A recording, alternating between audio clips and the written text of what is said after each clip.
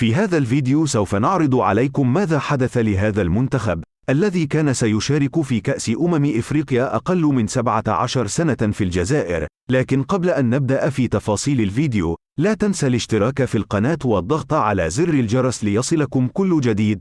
إذا كشفت لجنة تنظيم كأس إفريقيا لأقل من 17 سنة عن إقصاء منتخب جنوب السودان من المنافسة الإفريقية الجارية فعاليتها بالجزائر، ولم تصدر لجنة الاتحاد الإفريقية الكاف أي بيان رسمي بخصوص السبب الحقيقي وراء إقصاء منتخب جنوب السودان من بطولة كأس إفريقيا للناشئين.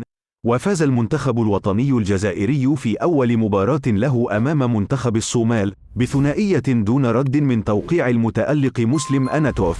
وفي انتظار بيان رسمي من لجنة تنظيم كأس إفريقيا لأقل من 17 سنة بخصوص أسباب إقصائها لهذا المنتخب. وفي الأخير، إذا أعجبكم الفيديو لا تنسوا الاشتراك في القناة والضغط على زر الجرس ليصلكم كل جديد.